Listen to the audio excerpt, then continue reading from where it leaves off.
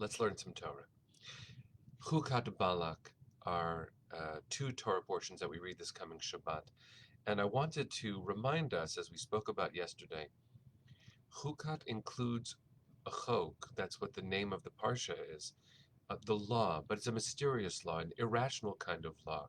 Someone might even say an emotional kind of law, as opposed to the rational societal laws called mishpat. And the epitome of a chok, of a mysterious law, is the one that is talked about in this parsha. The chok, the law of the red heifer, the para aduma. If someone comes into contact with a dead body, the way for them to be purified of that contact, which is of course complicated language, is to have a specific mixture of the ashes of the red heifer and a kind of water sprinkled upon them. Why do I repeat this, even though we spoke about it yesterday? I find myself really struck by how strange it is, and you might too, because in a world where we talk about integration um, or identity or health, or the idea that something that would make me better is the ashes of a red heifer sprinkled upon me. I mean, yes, there are strange and wonderful kinds of healing from the Eastern and Western worlds. There's a lot to say about how we become more attuned to health itself. But a red heifer? Not only that, the definition of the red heifer, the only way this works is if it is completely red, at most two non red hairs on it, and it can't ever have borne a yoke. It's a very strange rule. I want to suggest that the purpose of the red heifer is multiple.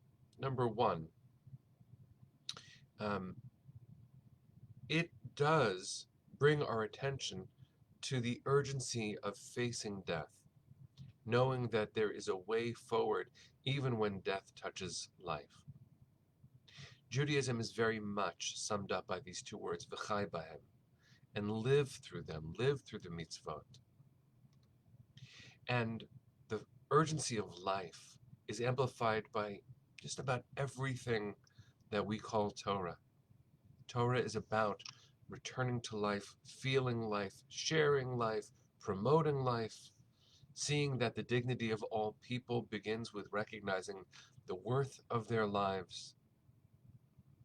So here we are, seeing the example of a very strange ritual that is not the antidote to death, but the way of re entering life when we encounter death.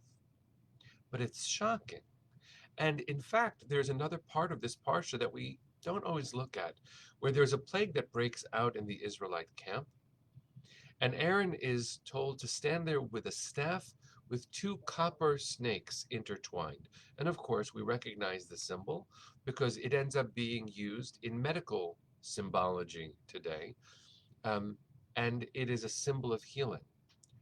But what was the purpose in the Torah?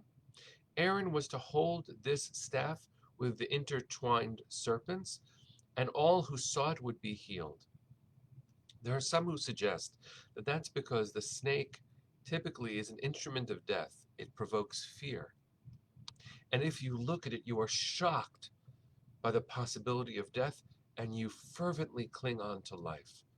You feel your own life force because we are all mortal and we know we won't live forever. And you fight for life. Here we are, friends, looking at a parsha that includes both the para aduma, the red heifer, which is about re-entry into life, and the strange copper serpents, which are all about shocking us out of death. So I want to offer us this maybe simple blessing, which is to claim life, which is to know that we won't live forever, but while we do, we are called to make each day full.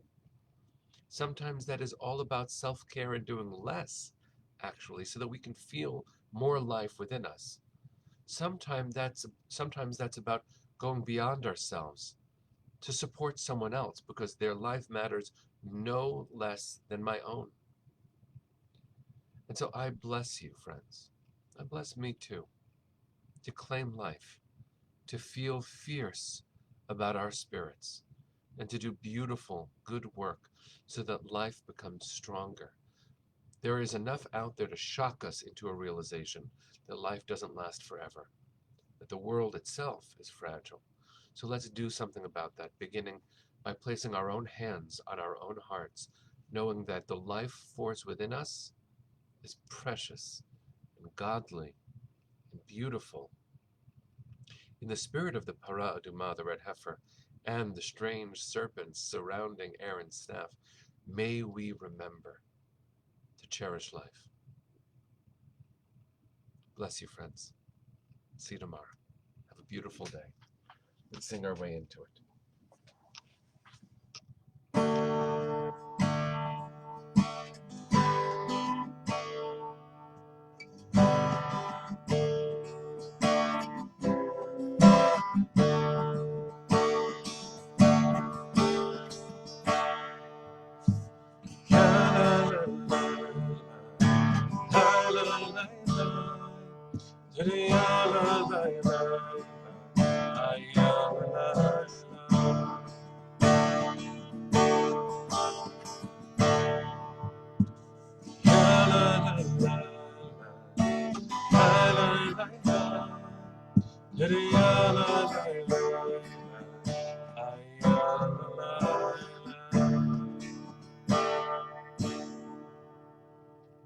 See you soon, friends. See you tomorrow.